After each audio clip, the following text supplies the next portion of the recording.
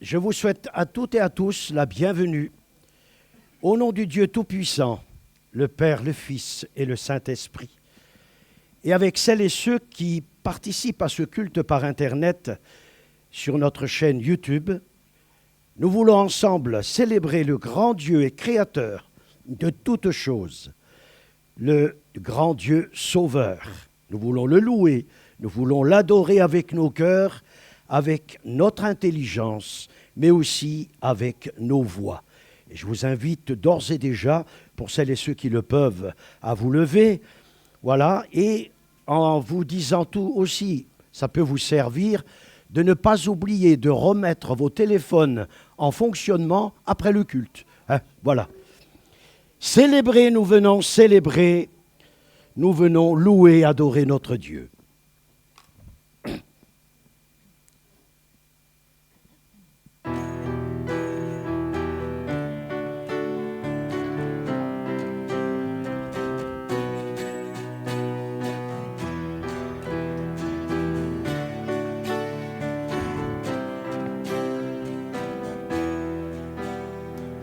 Célébrer, nous venons célébrer, nous venons pour louer, adorer Dieu notre Père.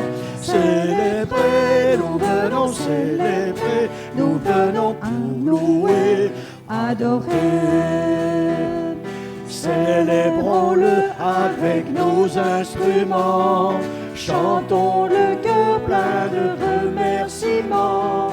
Célébrons-le car il est juste et bon, il nous a comblés de bénédictions.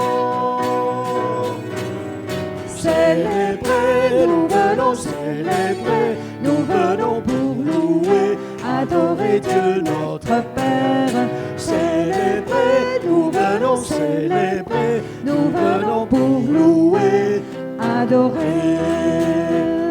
Célébrons-le, il nous donne la vie, et dans son livre nos noms sont écrits. Célébrons-le, il nous a introduits dans sa famille qui nous a accueillis.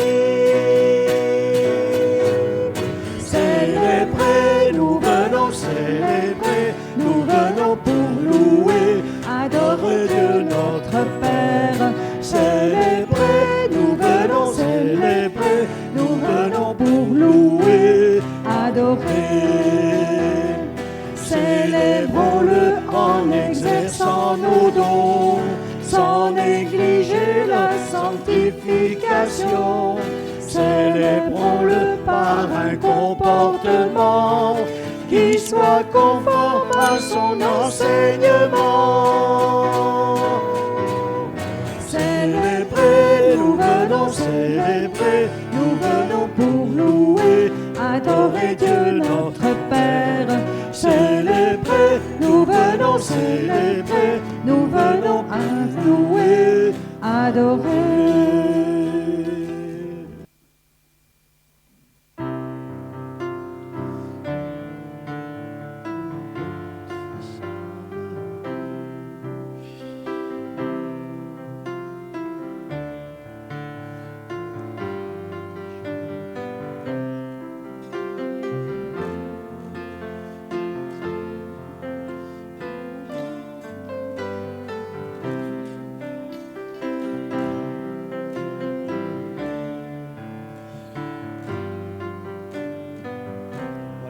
Chante un peu plus lentement que d'habitude. Prenez bien soin. Vas-y, vas-y. Mon Dieu. J'attends le musicien. Prenez soin des paroles. Et si bien, il prend bien soin de moi. Ce Dieu si fidèle, sais-tu qu'il pense à toi?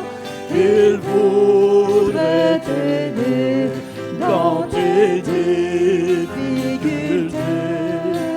Il faut que tu viennes à lui tel que tu es.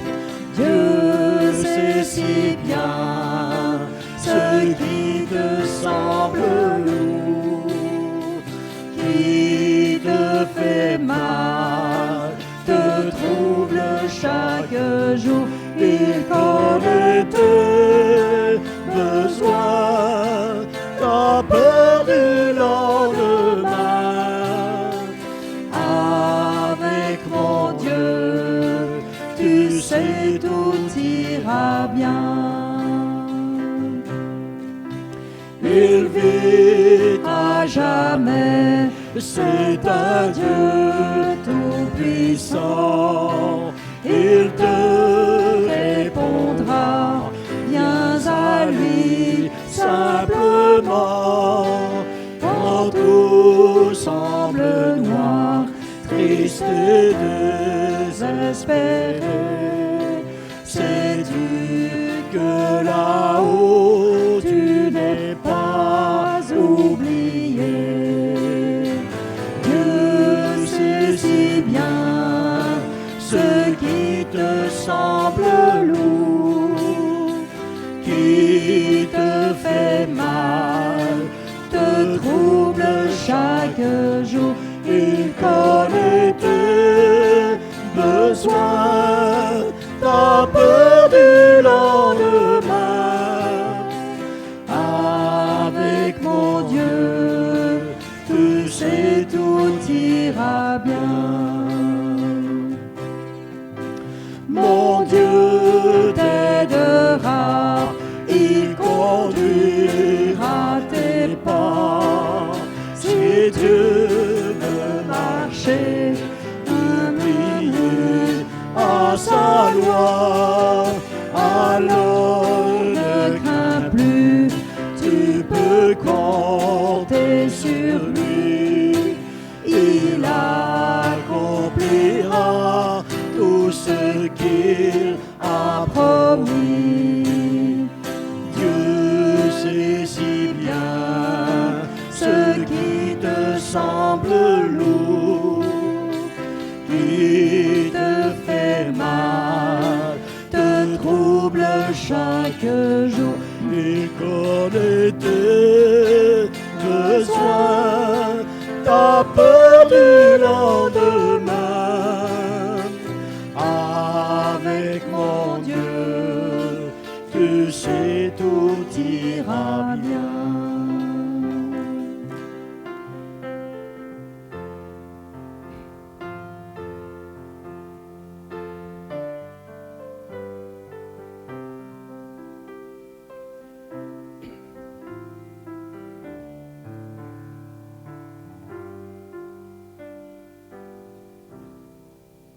J'ai choisi ce chant en pensant à plusieurs personnes, et en particulier à une personne que nous avons visitée hier, qui est hospitalisée, qui est de la région de Montbéliard, une chrétienne de la région de Montbéliard, et je lui fais un petit coucou puisqu'elle est connectée depuis son lit d'hôpital.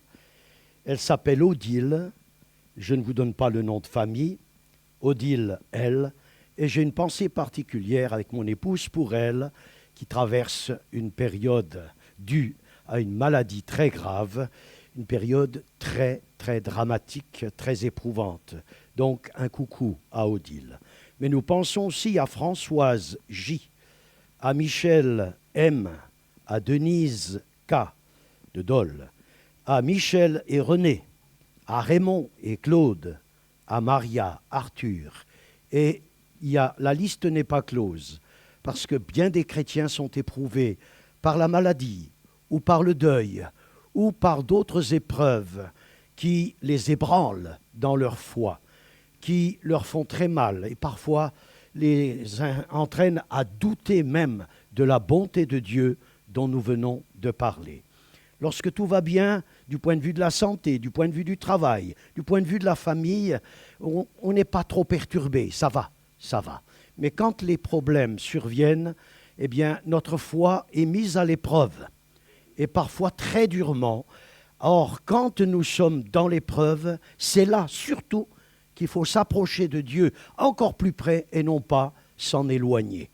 Que les uns et les autres, nous puissions tenir compte de ces propos pour que, en toutes circonstances, qu'elles soient heureuses ou tristes ou malheureuses, nous répétions sans cesse que nous avons un grand Dieu, sauveur, qui est tout-puissant, mais en même temps qui est souverain et qui ne répondra pas forcément à nos prières parce que sa volonté est autre.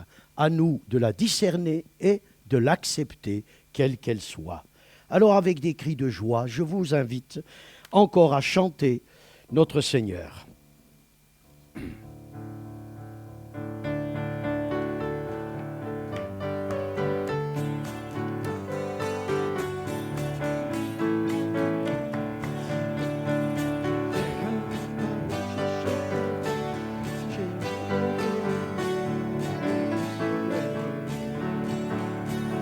Avec des cris de joie, ma bouche chantera. J'élèverai mes mains et te célébrerai.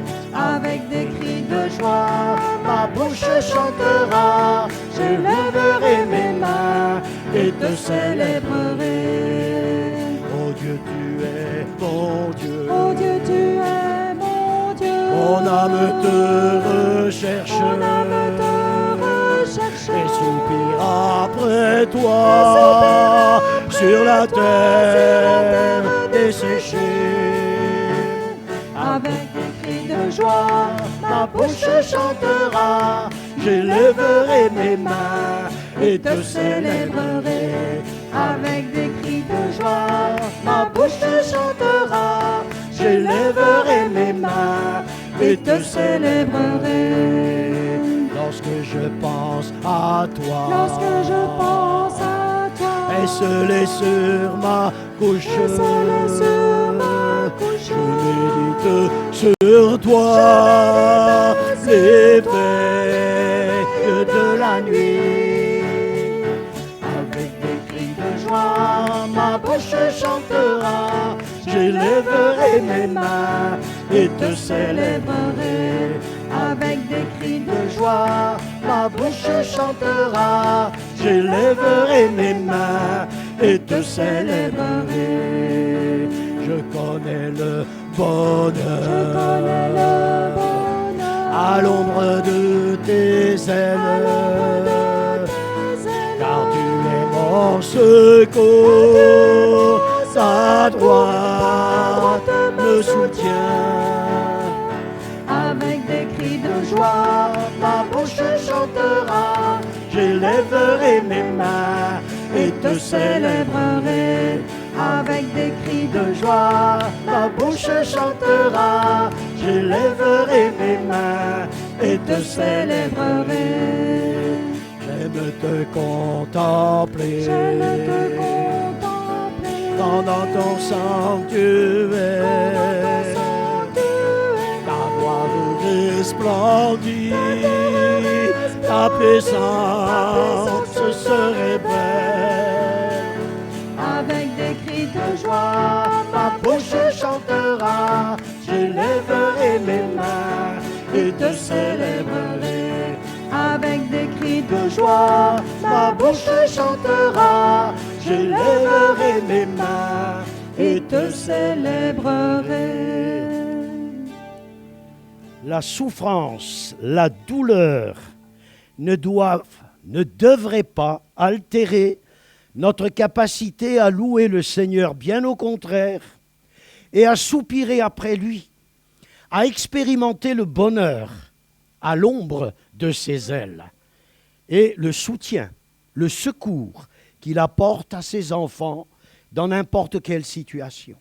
Alors je vous invite à chanter notre confiance en notre Seigneur bien-aimé.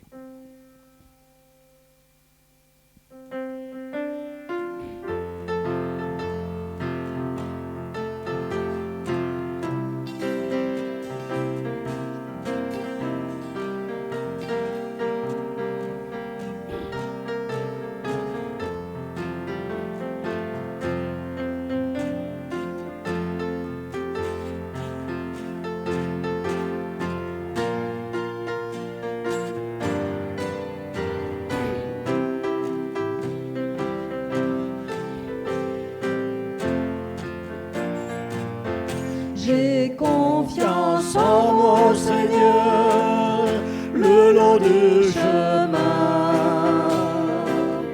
J'ai confiance en mon Seigneur et il tient ma main. À travers l'orage grondant, mon cœur est en paix. J'ai confiance en mon Seigneur et je suis gardé. C'est l'ami fidèle, le plus grand ami. En toute assurance, je m'appuie sur lui. À travers l'orage grondant, mon cœur est en paix. J'ai confiance en mon Seigneur et je suis gardé. J'ai confiance en mon Seigneur le long du chemin. J'ai confiance en mon Seigneur et il tient ma main. À travers l'orage grondant, mon cœur est en paix. J'ai confiance en mon Seigneur et je suis gardé. C'est l'ami fidèle, le plus grand ami. En toute assurance, je m'appuie sur lui. À travers l'orage grondant, mon cœur est en paix. J'ai confiance en mon Seigneur et je suis gardé. J'ai confiance en mon Seigneur et je suis gardé. Une lecture juste avant de rechanter, donc vous pouvez prendre un petit peu de repos si vous êtes fatigué. Dans l'Épître aux Philippiens, un passage de l'Écriture qui est très très connu. C'est une perle, c'est un bijou. Et à ce titre, vous devriez vraiment conserver ce texte, vraiment au fond de vous-même, et vous le repassez dans votre pensée, dans votre cœur. Philippiens 4, c'est un passage d'ailleurs qui est très cher au cœur de Robert, qui suit le culte ce matin avec nous depuis sa maison de retraite. Philippiens 4, à partir du verset 4, « Réjouissez-vous toujours dans le Seigneur. Je le répète, réjouissez-vous. Soyez toujours dans la joie, je le répète, soyez toujours dans la joie. » On pourrait dire, quand il a écrit ça, il était dans des conditions très privilégiées. Il était à la plage, là au bord de la mer, il se détendait.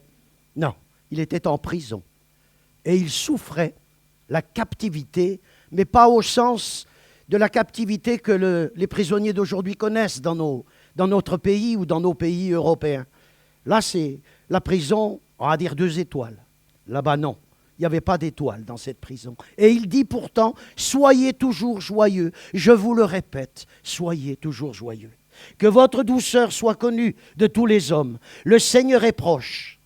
Et là, cette phrase magnifique, ne vous inquiétez de rien.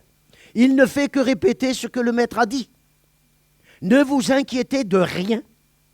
C'est compliqué à faire ça. Parce que nous sommes poussés tout naturellement à nous inquiéter de tout. Dès qu'il y a un petit truc qui va de travers, ça y est, on est déstabilisé. On est morose, on est triste, on est renfermé. On est parfois agressif envers les autres, comme s'ils étaient fautifs de la situation dans laquelle nous sommes. Non. Le Seigneur est proche, ne vous inquiétez de rien, mais en toutes choses, faites connaître, en toutes circonstances, faites connaître vos besoins à Dieu par des prières et des supplications avec des remerciements, des actions de grâce. Et la paix de Dieu, c'est une promesse, et la paix de Dieu qui surpasse toute intelligence, gardera vos cœurs et vos pensées en Jésus-Christ. Même dans l'épreuve, vous penserez, le Seigneur Jésus est avec moi. Il ne m'abandonne pas. Il est à mes côtés. Il me porte. Ayez cette pensée en vous-même qu'en toutes circonstances, le Seigneur est là. Alors il dit, ne promène pas des regards inquiets. Je suis avec toi. J'ai confiance en mon Seigneur parce que j'ai trouvé en lui la paix profonde.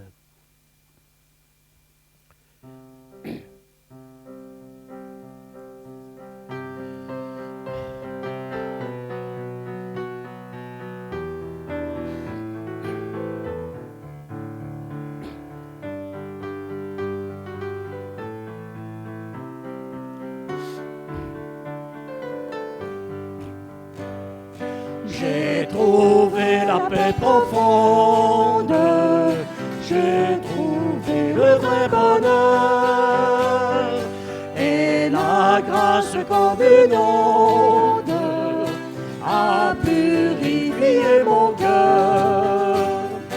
À la source des eaux pures, j'ai trouvé le plein pardon.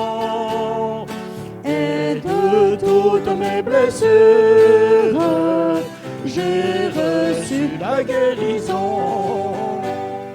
J'aimerais te voir, mon frère, venir à ces vives eaux, jouir déjà sur la terre d'un ciel si parfait, si beau.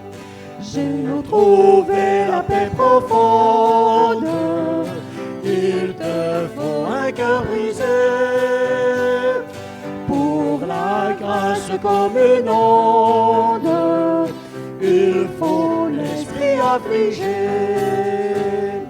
pour puiser aux sources pures, pour avoir entier pardon. Prends la seule route sûre, au calvaire et ta rançon. J'aimerais te voir, mon frère, venir à ces vives eaux, jouir déjà sur la terre d'un ciel si parfait, si beau. Sais-tu que la vie est belle sous le regard du Seigneur et la jeunesse éternelle avec Christ ton bonheur, avec Jésus plus de crainte, mourir pour se triompher, souffrir pour Jésus sans plainte, c'est bien vers le ciel marcher. J'aimerais te voir, mon frère, venir à ces vives eaux, jouir déjà sur la terre d'un ciel si parfait, si beau. Voilà, c'est un vieux chant, mais qui est toujours d'actualité dans ses paroles, et c'est bien de pouvoir se laisser instruire. Je viens dans ta présence déposer mes fardeaux.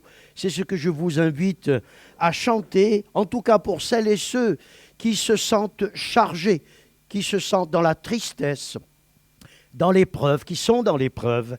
Mais pour les autres aussi, il est bien de se rappeler, comme je l'ai dit tout à l'heure, que c'est auprès du Seigneur que nous trouvons le repos, la consolation et les forces, l'énergie nécessaire pour rester combatif au sein de l'épreuve. Ton nom est grand.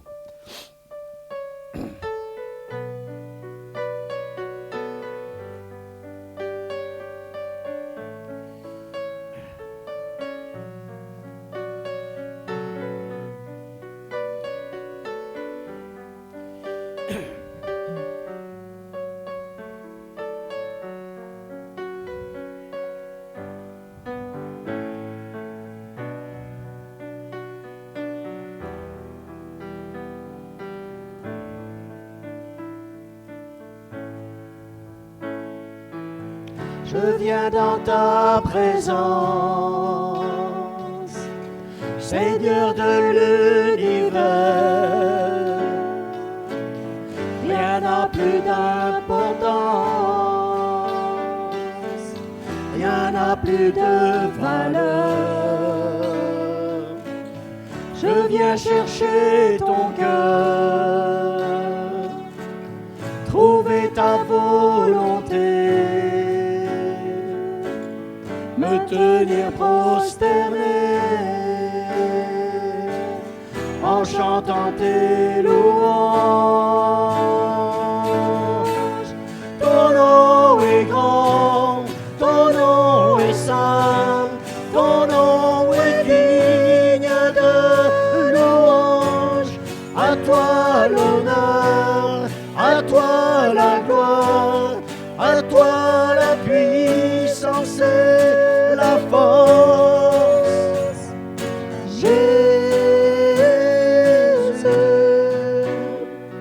agneau de Dieu.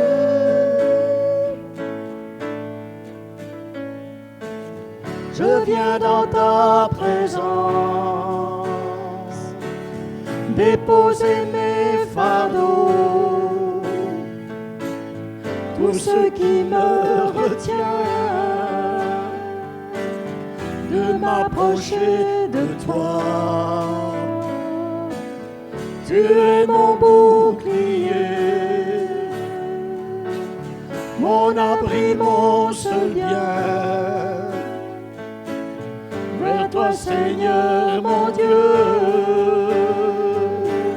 je veux lever les mains. Ton nom est grand, ton nom est saint, ton nom est digne de louange. À toi l'honneur, à toi la gloire, à toi la puissance et la force. Jésus, agneau de Dieu.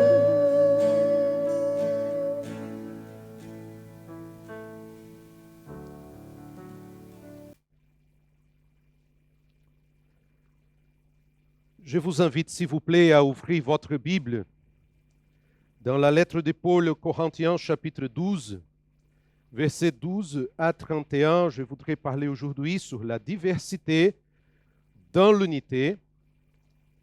Mon objectif, c'est toujours que la parole de Dieu soit la base de notre vie et qu'on puisse grandir dans la parole de Dieu et édifier par la parole de Dieu.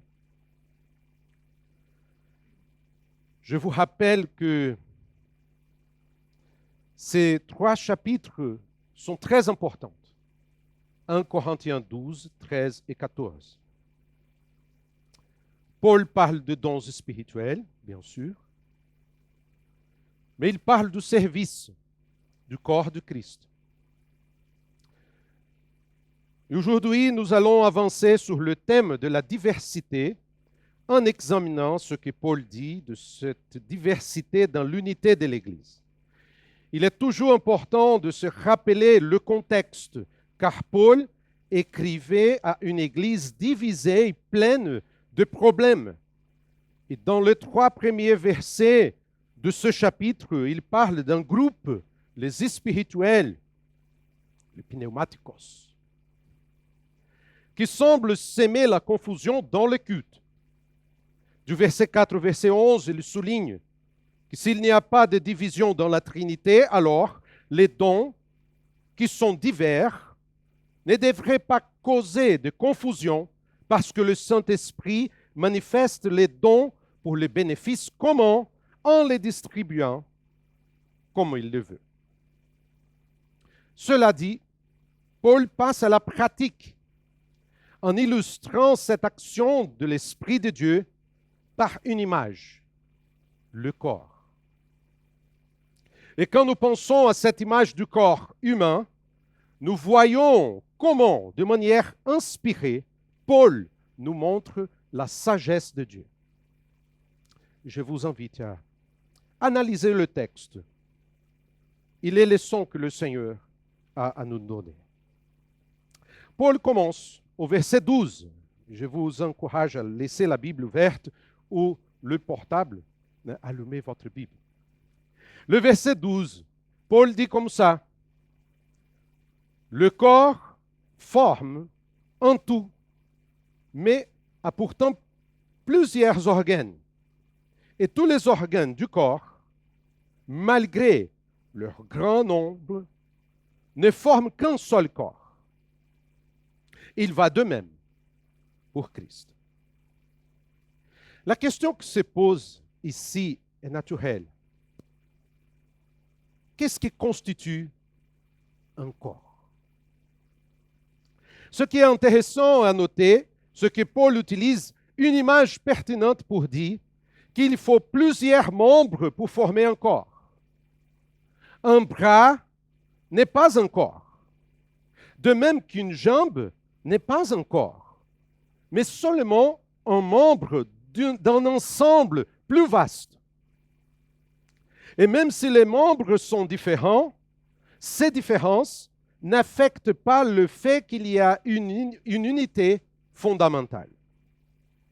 C'est pourquoi Paul, ici, souligne un point important. Il va de même pour Christ. Et cela nous montre quelque chose de crucial. Personne n'est à lui seul le corps du Christ. Pourquoi est-ce que je dis cela? Parce que nous trouvons parfois des croyants qui disent « Je suis l'Église ». Non, vous ne l'êtes pas. Si vous êtes croyant, cela signifie que vous n'êtes qu'un seul membre du corps du Christ. D'autres disent « Je fais partie de l'Église universelle du Christ ». Et je dis « C'est bien. C'est bien. » Mais le Nouveau Testament parle davantage de l'Église comme une communauté locale de foi où nous développons le caractère chrétien. Dans de nombreux pays aujourd'hui, comme les États-Unis ou au Brésil par exemple, existe un phénomène appelé les non-églises ou les sans-églises. En d'autres termes, des personnes qui s'identifient comme des chrétiens évangéliques, mais qui n'appartiennent à aucune église locale. Et c'est triste de dire telle chose, mais dans les favelas du Brésil, il y a des trafiquants de drogue évangéliques. Ils s'identifient comme évangéliques. C'est bizarre.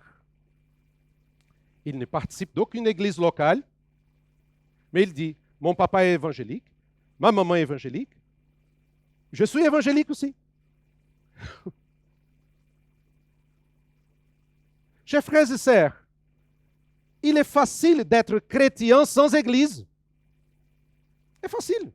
Cela ne demande pas grand-chose. Vous savez pourquoi? Parce qu'ils ne sont pas formés à la vie communautaire, au contact humain, avec toutes ces difficultés. Antoine, il a dit quelques secondes, quelques minutes. Aimer Dieu, c'est une chose. Aimer les prochains, c'est un peu plus difficile. Mais on va grandir ensemble, comme le corps de Christ, quand il y a ce contact humain. Bien que cela ne soit pas sous-entendu ici, l'idée de Paul est que le chrétien est en Christ, de sorte que tous les croyants sont en lui et forment un seul corps, qui est l'Église. C'est pourquoi Paul dit ensuite, verset 13, « En effet, que nous soyons juifs ou grecs, esclaves ou libres, nous avons tous été baptisés dans un seul esprit pour former un seul corps, et nous avons tous bu à un seul esprit. » Le baptême symbolise cette vérité de l'unité dans la diversité. Les Corinthiens étaient divisés. C'est pourquoi Paul leur rappelle cette vérité essentielle. L'unité essentielle des croyants est en Christ. Regardez la dynamique du texte. Que nous soyons juifs ou grecs, esclaves ou libres.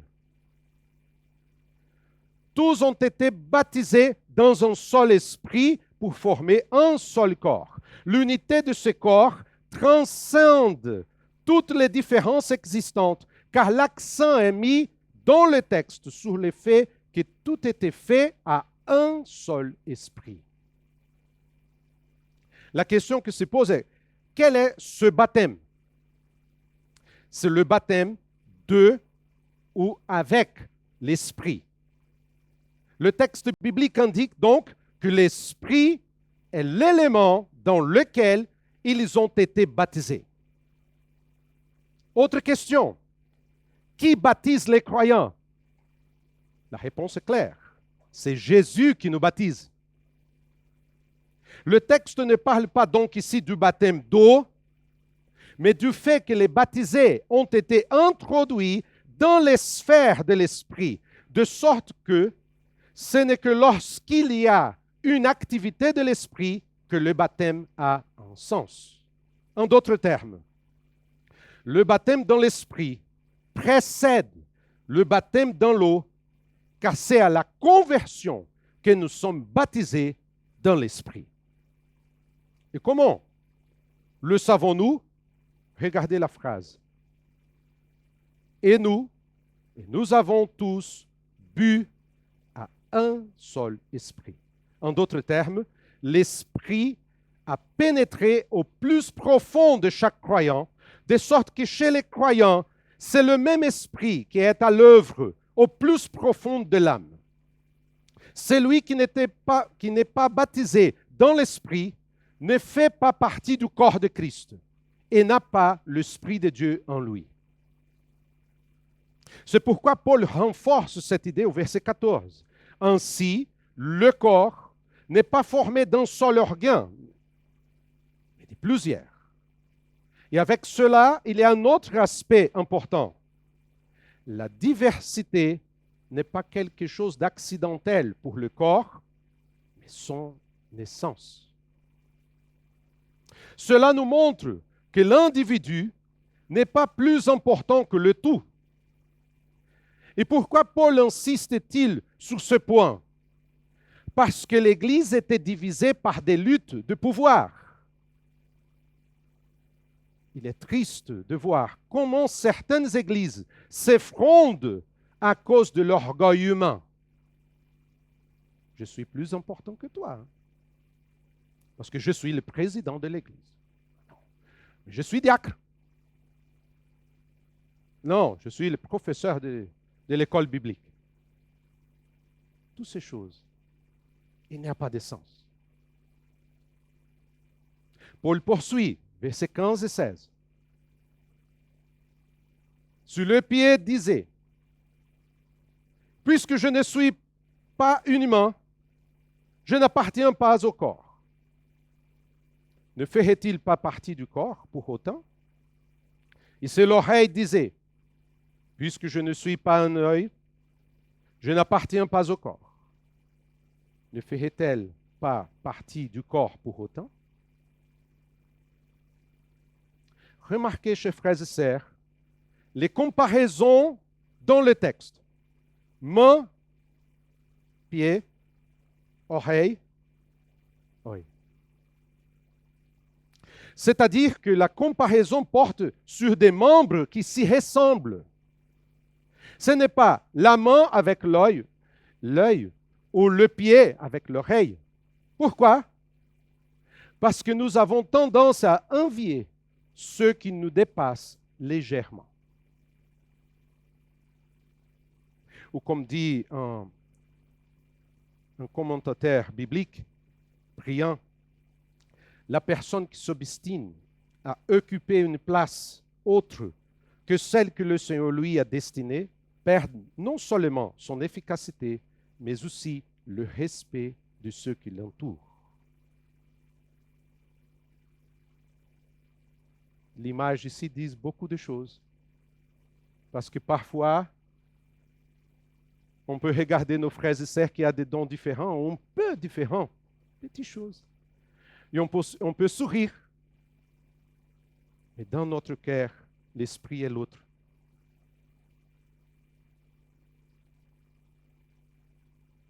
Il faut surveiller ces choses. C'est pourquoi Paul fait cette remarque au verset 17. Si tout le corps était un œil, où serait l'ouïe? S'il était tout entier, l'ouïe, où serait l'odorat? C'est-à-dire, de même que dans le corps, nous avons besoin de différentes fonctions, de même dans l'Église, nous avons besoin de différentes personnes avec de différentes tâches. Cela signifie que nous n'avons pas besoin de nous envier les uns les autres, car chacun est important dans le corps. Chacun. Verset 18, le texte poursuit avec une vérité centrale. En fait, Dieu a placé chacun des organes dans le corps comme il l'a voulu. Et voici une autre leçon importante. Aucun des membres du corps n'est placé au hasard. Aucun. Savez-vous ce que cela signifie? Que vous n'êtes pas dans le corps du Christ par hasard. L'expression ici, regardez bien, placé. Dieu a placé. Elle vient dans un temps verbal qui évoque la création du monde. Paul précise donc que c'est Dieu qui a fait toutes ces choses ainsi. Et le plus intéressant, c'est que Dieu ne s'occupe pas seulement des membres les plus importants ou les plus spectaculaires, mais que de tous les membres du corps, comme il l'a voulu. C'est pourquoi au verset 19 et verset 20, il dit, « S'ils étaient tous un seul organe, où serait le corps?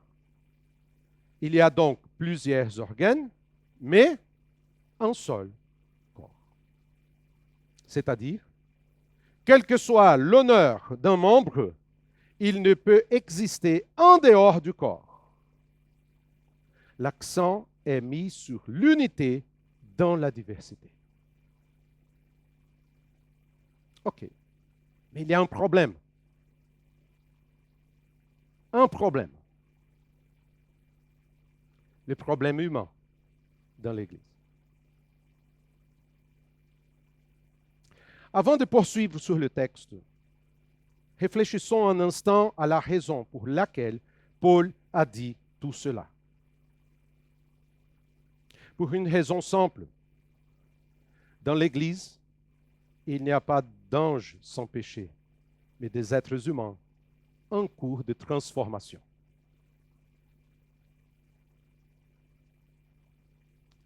J'ai vu des églises se diviser et entrer dans un cycle d'amertume et de ressentiment pour le pouvoir et l'influence. Et quand cela arrive, les œuvres de la chair se manifestent, en particulier l'envie, la colère et la jalousie. C'est toujours comme ça, chers frères et sœurs. Quand le Saint-Esprit ne travaille pas, c'est la chair qui le fait.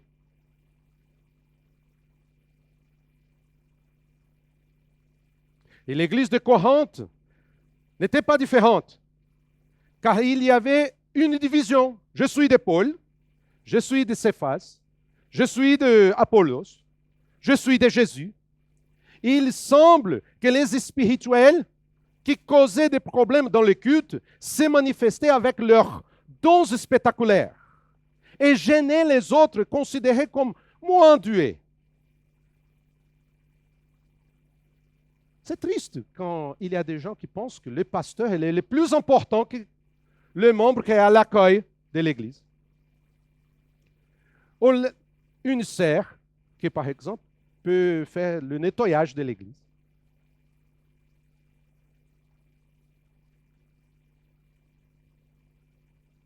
Comment Paul traite-t-il ce problème? Versets 21 à 25. Suis-moi, s'il vous plaît. L'œil ne peut pas dire à la main, je n'ai pas besoin de toi. Ni la tête dire aux pieds, je n'ai pas besoin de vous. Bien plus, les parties du corps qui paraissent être les plus faibles sont nécessaires. Et celles que nous estimons être les moins honorables du corps, nous les entourons d'un plus grand honneur.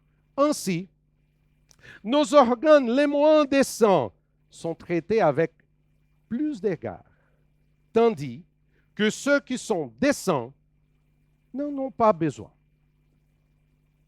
Dieu a disposé le corps de manière à donner plus d'honneur à ceux qui en manquaient, afin qu'il n'y ait pas de division dans le corps, mais que tous les membres prennent également soin les uns des autres. Je vous pose une question. Qui est le plus important dans le corps? On peut penser à un membre en particulier, mais en fait, tous les membres sont importants. De sorte que l'œil ne peut pas dire à la main, je n'ai pas besoin de toi, ni la tête aux pieds, je n'ai pas besoin de vous. Cela nous enseigne une autre leçon, chers frères et sœurs. Le fait qu'un membre du corps remplisse bien sa fonction ne signifie pas qu'il soit indispensable. Lorsque nous pensons à l'Église en tant que corps du Christ, la dernière chose à laquelle nous devrions penser est notre importance personnelle. J'ai entendu des gens dire comme ça, si je ne le fais pas telle chose à l'Église, personne ne le fera. C'est bizarre. Savez-vous ce qui est étonnant? Dieu suscite toujours des personnes pour accomplir son œuvre. Parce que Dieu n'a pas besoin de nous. Dieu n'a pas besoin de nous. Et comme la sagesse de Dieu est merveilleuse, les parties du corps qui paraissent être les plus faibles sont nécessaires. Regardez bien, faible et nécessaire. N'est pas étonnant? Je me souviens des membres de l'Église qui ne faisaient pas grand-chose, mais qui étaient essentiels au corps. Ils n'étaient pas sur scène, ils ne parlaient pas au public, mais ils étaient impliqués dans des ministères de l'Église où ils étaient nécessaires, essentiels. Des gens qui disaient, « Pasteur, je ne peux pas chanter, je ne peux pas jouer un instrument, je ne peux pas prêcher, mais je peux faire telle chose à l'Église. » Et c'est une grande bénédiction. Arrêtez-vous, s'il vous plaît, et réfléchissez avec moi à cet exemple. Qui est le plus important? Un médecin ou un éboueur? Un avocat ou un assistant scolaire? Chacun a son importance et sa valeur. Mais quand on pense globalement, on voit que chacun est important pour le bon fonctionnement de la société. Quand quelqu'un me dit, je ne sais pas quoi faire dans l'église, je lui dis, prie et vois où il y a un besoin. Remettez-vous entre les mains de Dieu, il vous montrera le chemin. Il y a quelques semaines, après un message de ce texte, de cette série sur le Saint-Esprit, une sœur qui fréquente notre communauté m'a dit, j'aimerais faire des visites aux malades. J'ai glorifié Dieu pour cette volonté de servir. Vous voyez? Chacun est important.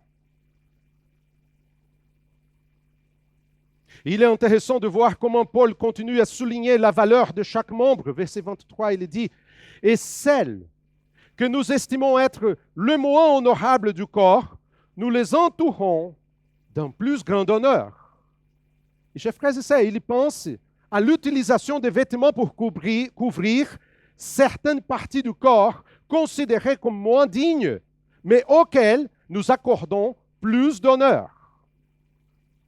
Pourquoi revêtir ces membres d'une dignité particulière?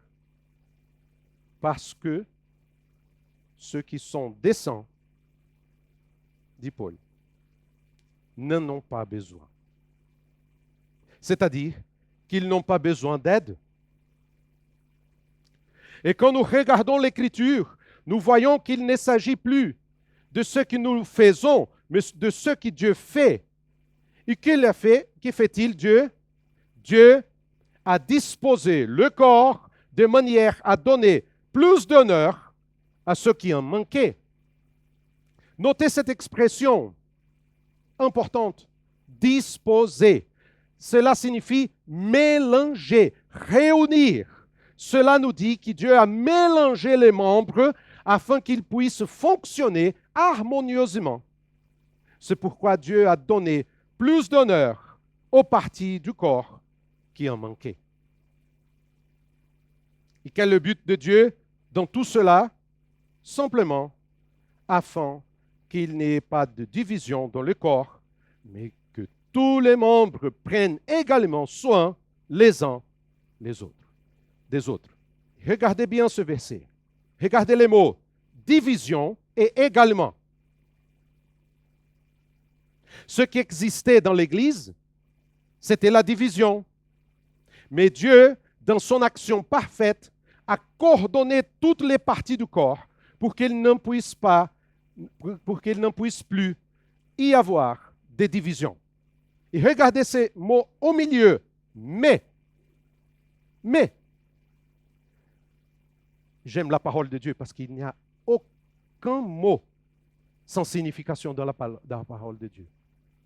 Ce mais, c'est une conjonction adversative, nous dit que le plan de Dieu est que les membres du corps coopèrent en prenant soin les uns des autres. Alors, également, nous montre que toute partialité doit être rejetée.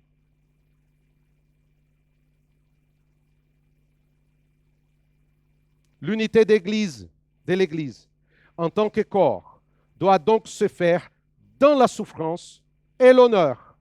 Regardez le texte. Et on va partir pour la partie finale du texte. Si un membre souffre, tous les membres souffrent avec lui. Si un membre est honoré, tous les membres se réjouissent avec lui. Et réfléchissez avec moi, s'il vous plaît. Quand le rein est malade, le cœur le sent, tout le corps le sent, n'est-ce pas?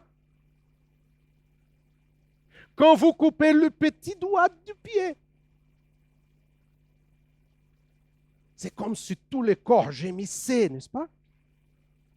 C'est difficile de marcher. Petite chose au pied, on fait comme ça.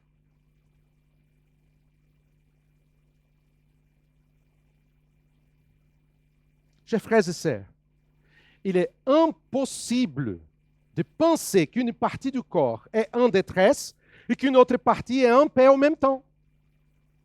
Impossible. L'existence d'un point sensible signifie que tout le corps est concerné. De même, lorsqu'une partie du corps est honorée, le reste partage sa joie. C'est pourquoi Paul dit, verset 27, « Vous êtes le corps de Christ, et vous êtes ses membres, chacun pour sa part. » Dans l'original, la phrase est plus directe. Vous êtes corps de Christ. Nos traductions vont utiliser toujours ce petit article, le. Mais dans le texte original, il n'y a pas d'article. Parce qu'il n'y a autre corps. Il y a seulement le corps de Christ. C'est-à-dire, vous êtes corps de Christ. Exclusif. Quelle Église? Paul a construit cette argumentation pour en arriver à la fin. Dieu a établi dans l'Église, premièrement, des apôtres, deuxièmement, des prophètes, troisièmement, d'enseignants. Ensuite, viennent les miracles, puis les dons de guérison, les aptitudes à secourir, à diriger, à parler diverses langues. Tous sont-ils apôtres? Tous sont-ils prophètes? Tous sont-ils enseignants? Tous font-ils des miracles? Tous ont-ils des dons de guérison? Tous parlaient-ils en langue? Tous interprètent-ils? Remarquez que Paul classe maintenant les différents dons par ordre d'honneur. Le texte avant, il simplement mentionne du verset 4 au verset 11. Mais maintenant, il va classer premièrement, deuxièmement, troisièmement. Regardez, il parle des apôtres, ceux qui ont été appelés par Jésus, ou les 12, ceux qui avaient la responsabilité de la fondation et l'édification de l'Église. Éphésiens chapitre 2, verset 20. Mais l'expression peut avoir un aspect plus large, parce que d'autres personnes étaient également appelées apôtres, comme Barnabé, Andronicus et Junias, Jacques, Tite et ses compagnons. Et Paul même, était appelé apôtre. Qu'est-ce que signifie apôtre? Envoyé. Et nous pouvons dire que les missionnaires pourraient bien être appelés apôtres, c'est-à-dire quelqu'un qui est envoyé par l'Église pour faire sa mission. Après, il parle des prophètes. Comme je l'ai expliqué dans le message précédent, sont ceux qui annoncent la parole du Seigneur par la prédication. Et ensuite, il parle des docteurs qui étaient responsables de l'enseignement de l'Église. Arrêtez s'il vous plaît un instant. Regardez bien. Apôtre, prophète, docteur, au maître. Quand on regarde la façon dont Paul décrit toute cette perspective, il est clair qu'à l'époque apostolique, l'enseignement était très important. Très important. C'est pourquoi il est inacceptable de penser à l'Église sans ce ministère de la parole et de l'enseignement. Il est fondamental à l'Église. Puis, il parle de certains dons que nous avons déjà expliqués. Ceux qui font des miracles, ceux qui ont des dons de guérison. Et ici, Paul parle de deux autres dons intéressants. Le don de secourir, ce qui désigne quelqu'un qui assiste ceux qui sont dans le besoin, et le don d'administrer, ou le don de diriger, qui est un mot qui désigne l'activité d'un timonier sur un navire. Ce qui est intéressant, c'est que ces deux termes n'apparaissent qu'ici dans le Nouveau Testament. Mais il est clair qu'ils sont importants dans l'Église. Pensez avec moi, s'il vous plaît, un instant. Il y a dans l'Église des personnes sensibles à l'attention portée aux autres et des personnes habiles à gérer les rôles. Nous avons besoin des gens qui sont en contact avec d'autres personnes pour secourir, mais nous avons aussi besoin de quelqu'un qui est en arrière pour travailler l'organisation de l'Église. Vous voyez? La sagesse de Dieu est merveilleuse. Pourquoi je dis telle chose? Parce que nous pensons parfois que tout le monde devait être capable de communiquer de la même manière et nous oublions que certaines personnes sont timides et préfèrent rester dans la discrétion, tandis que d'autres sont extravertis et aiment interagir avec les gens. L'Église a besoin de l'un comme de l'autre. Des gens qui puissent secourir et des gens qui puissent administrer. Et à la fin, Paul parle d'autres dons et des langues, ce qui est très significatif. Car les Corinthiens attachaient beaucoup d'importance à ce don. Mais Paul l'a placé en dernier. Pourquoi? Parce que les problèmes s'est posé justement dans ce domaine.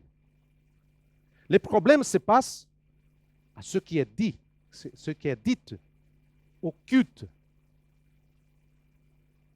Les problèmes, c'est ça. C'est pourquoi Paul pose des questions rhétoriques. Sont-ils tous apôtres? Sont-ils tous prophètes? Sont-ils tous des enseignants? Font-ils tous des miracles? Ont-ils tous des dons de guérison? Parlent-ils tous en langue? L'interprètent-ils tous? La réponse est claire. Non. L'argumentation de Paul s'inscrit dans la même perspective. L'Église a besoin de l'unité dans la diversité. Et la diversité va fonctionner dans l'unité. Et nous apprenons aussi une leçon importante. Les croyants sont différents, les dons sont différents, et personne ne doit être négligé. Personne. Chaque croyant est important, chaque don est précieux pour le corps, et tous doivent travailler ensemble pour l'édification de l'Église. C'est pourquoi Paul termine ainsi. Aspirez aux dons les meilleurs. L'apôtre n'a pas hésité à classer certains dons de Dieu, montrant que même les parties les plus humbles du corps sont nécessaires et qu'elles ont toutes été placées dans le corps par Dieu. Chaque croyant de l'Église est important. Chaque don est important. Même si vous faites un petit travail à l'Église, vous êtes important. Parce que c'est Dieu qui a placé vous dans le corps. Nous devons être zélés dans cette recherche, sans oublier un détail fondamental. Je vais encore vous montrer la voie par excellence. La question est, quelle est cette voie supérieure? Qu'est-ce que Paul veut montrer comme étant plus grand et plus important que n'importe lequel des plus grands dons?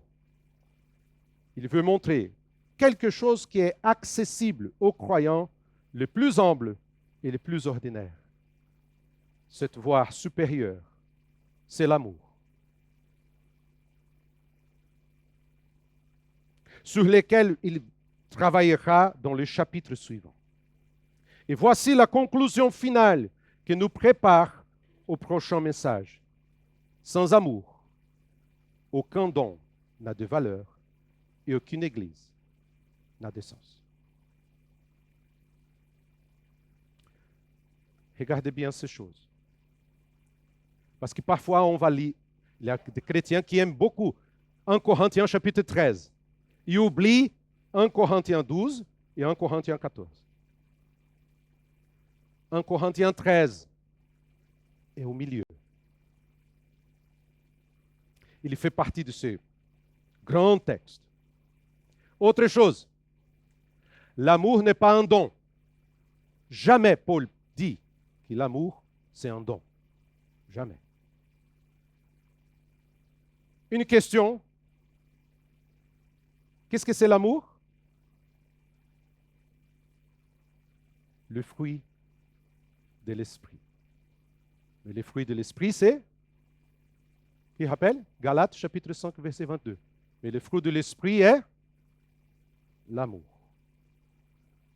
L'amour, c'est la base. Ça manquait à l'église de Corinthe. C'est pourquoi Paul dit, je vous montrerai un chemin excellent, plus précieux. C'est l'amour. Chers frères et sœurs, sans amour, il n'y a pas de don. Vous pouvez apporter les dons plus spectaculaires du monde. Sans amour, nous ne sommes rien. Sans amour, l'Église ne marche pas. Nous avons besoin de l'amour. La vraie spiritualité commence et s'effondre sur l'amour. Et je vais parler de ces choses après. Que Dieu nous guide dans son esprit et que chacun d'entre vous puisse sortir ce matin pour dire merci Seigneur. Parce que même si je suis un petit membre du corps, tu m'as placé dans le corps du Christ et je suis important. Chacun d'entre nous, il y a un don, chacun d'entre nous est important et chacun a été placé pour Dieu pour faire sa volonté dans l'Église. Je vous invite à prier. Notre Dieu, nous te remercions parce que c'est toi qui prends soin de ton Église. Nous te remercions parce que tu aimes ton peuple, tu aimes ton Église. C'est toi-même qui as placé chacun d'entre nous dans le corps pour faire ta volonté. Notre Dieu, notre Père, réveille-nous, chacun d'entre nous, pour qu'on puisse voir notre importance dans le corps et qu'on puisse travailler ensemble pour la gloire de ton nom. Et que tu nous donnes l'amour pour aimer au Seigneur, mais aussi aimer les uns et les autres et travailler ensemble pour la gloire de ton nom. Au nom de Jésus. Amen. Que Dieu vous bénisse.